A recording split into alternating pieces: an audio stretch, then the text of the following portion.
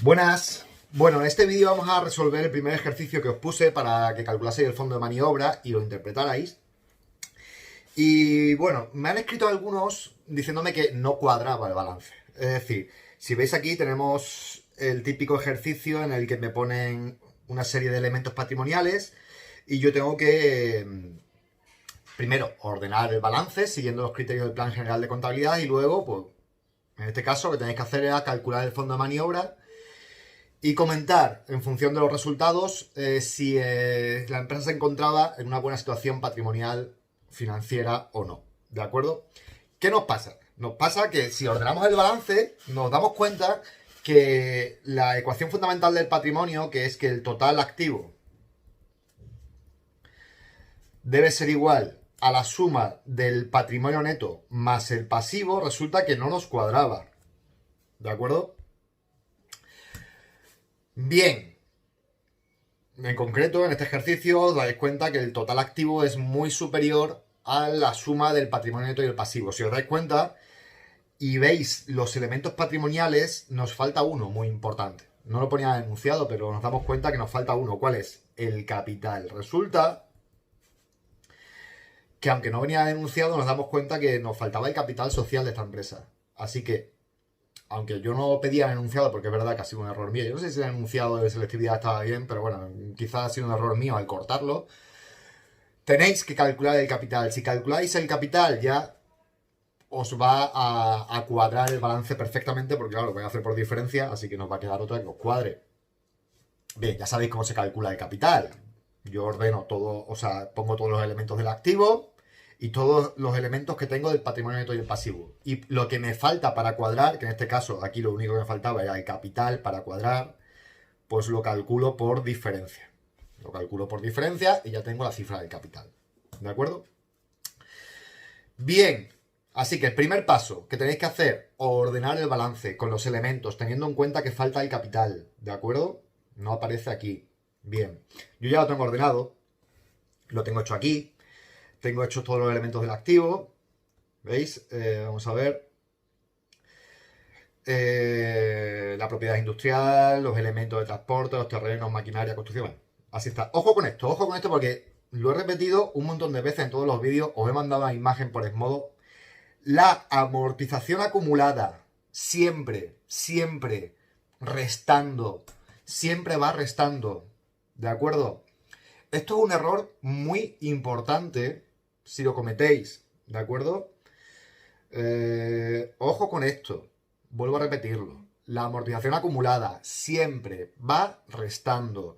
Y a ser posible, aunque tampoco aquí os va a penalizar mucho en selectividad, pero a ser posible, por favor, acordaos, cuando una magnitud en un balance va restando, se pone entre paréntesis, no se pone con un signo menos, entre paréntesis, por favor, pero siempre restando. Acordaos de esto, amortización acumulada, siempre, siempre restando. Las demás cifras, ¿os dais cuenta? No van entre paréntesis, porque van sumando. Entonces, si yo quiero mostrar que una magnitud, un elemento patrimonial va restando, pues lo pongo entre paréntesis y las demás no las pongo entre paréntesis. Así de sencillo, ¿de acuerdo? Bueno, total activo, 115.000, ¿de acuerdo? Y ahora me voy al total patrimonio neto y pasivo y me encuentro con que, fijaos, yo he puesto ya aquí el capital. Capital, lo he hecho por la diferencia que os he dicho, ¿de acuerdo? 55.000 euros. 55.000, ¿vale? Su pasivo no corriente, con las deudas a largo plazo, que nada más que hay una, pasivo corriente, bien. Esto es el resultado del balance, ¿de acuerdo?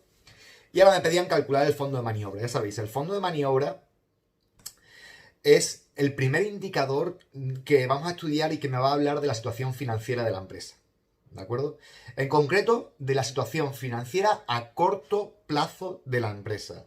¿Por qué es a corto plazo? Porque las magnitudes que estamos comparando para calcular el fondo de maniobra son dos masas patrimoniales de corto plazo, que es el activo corriente y el pasivo corriente. Así que de lo que me habla este indicador, este fondo de maniobra, es de si la empresa puede hacer frente a los pagos a corto plazo con los bienes y con el dinero y con los derechos de cobro que tiene a corto plazo. ¿De acuerdo? Bien, vamos a calcularlo. El fondo de maniobra, en este caso, lo voy a poner aquí, se calcula, como sabéis, activo corriente menos pasivo corriente. El activo corriente, lo tengo aquí calculado, son 4.100. Perdón, 41.100. ¿De acuerdo?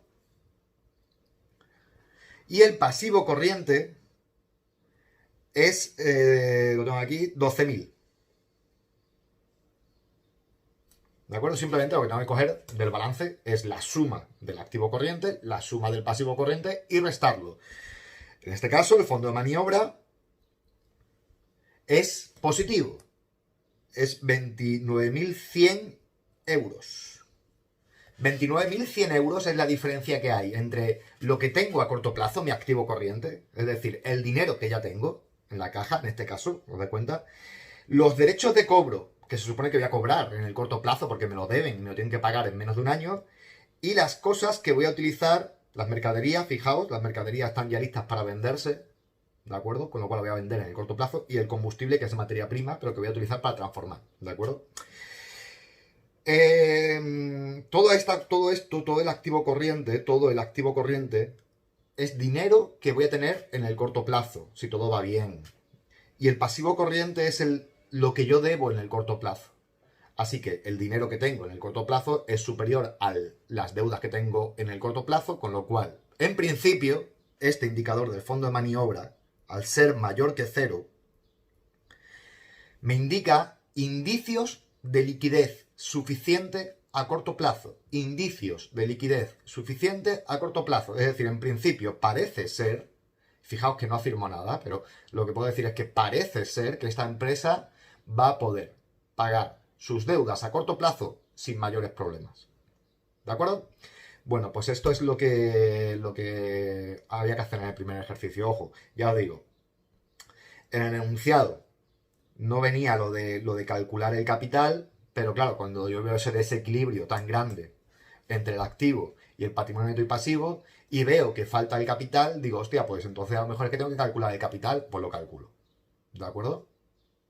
Bueno, un saludo y nos vemos en el siguiente vídeo.